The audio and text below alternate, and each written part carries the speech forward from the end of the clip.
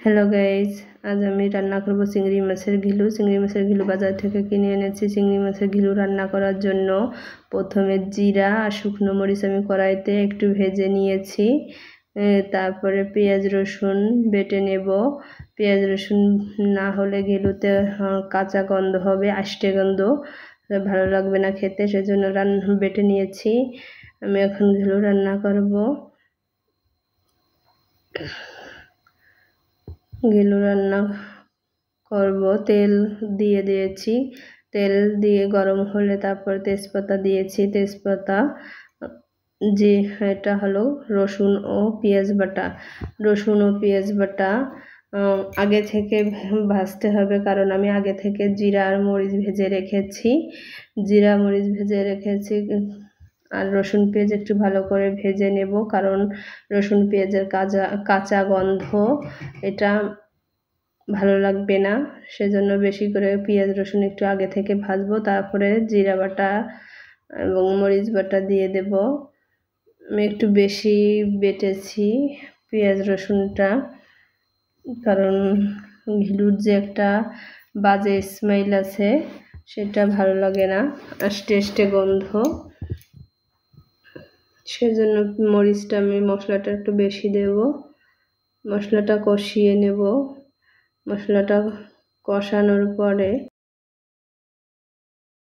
লাল লাল করে কষিয়ে নেব, যাতে আগে তেল আসবে উপরে ভেসে, তারপরে ঘিলু দিয়ে দেবো। কারণ আমি তো আগে থেকে মরিচ আর জিরা ভেজে রেখেছি, ওগুলো তো কাঁচা নেই, সেজন্য এখন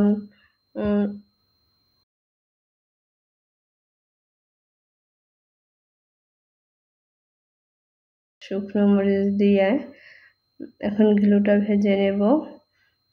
ঘিলুটা দিয়ে দিয়েছি কড়াইতে, জল দেব। ঘিলুতে জল দিলে সিদ্ধ হবে এবং পোড়া লাগে না। ঘিলুতে জল দিলে পোড়া লাগে না। আপনারা সবাই জানেন ঘিলু পোড়া লাগে না, জল বেশি করে দিলে সিদ্ধ হয়। রান্না করতেছি, প্রায় 5 মিনিট ধরে রান্না করব। 5 মিনিট রান্না হয়ে গেলে, রান্না না করলে ঘিলু কাঁচা থাকবে, ভালো করে ভেজে নিতে হবে ঘিলুগুলো।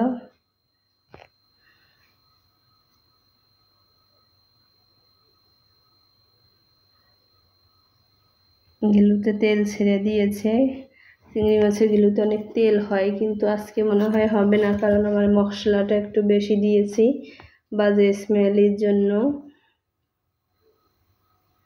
একটু কম হবে না তেল, যদি মশলা কম হতো তাহলে অনেক তেল গলতো ঘিলু থেকে।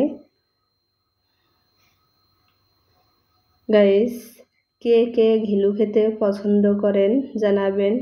যদি আমার রান্নাটা ভালো লাগে আমাকে ফলো দিবেন, সাবস্ক্রাইব করবেন, লাইক কমেন্ট শেয়ার করবেন যদি ভালো লাগে আমার ঘিলুর রেসিপিটা। আমাদের বাড়ি আমরা আগে অনেক হয়েছে ঘিলু, চিংড়ি মাছ হয়েছে, সেগুলো আগে ছোট থাকতে আমরা অনেক খেয়েছি। ঘিলু প্রায় সিদ্ধ হয়ে গিয়েছে, রান্না শেষ প্রায়। একটু তেল ছাড়লে আর একটু রান্না করে তারপর নামিয়ে নেব। একটু বেশি সময় কারণ জাল দিচ্ছি, কারণ জল দিয়েছি, পোড়া লাগবে না, সেজন্য একটু বেশি সময় জাল দিচ্ছি। বেশি সময় জাল দিলে পোড়া লাগে না। আমার খেতে খুব ভালো লাগে ঘিলু, মনে হয় কি 100-200 গ্রাম খেয়ে ফেলতে পারি একসাথে। খুবই পছন্দের একটা খাবার আমার ছেলে খায় না, আমার হাজব্যান্ড খায়। আমার ছেলে মোটেও পছন্দ করে না, গালে দিলে বমি করে দেয়। ঘিলু রান্না শেষ হয়ে এসেছে, এখন আমি নামিয়ে নেব। দেখেন আমার উপরে ঘিলুর চেহারা এরকম হয়েছে।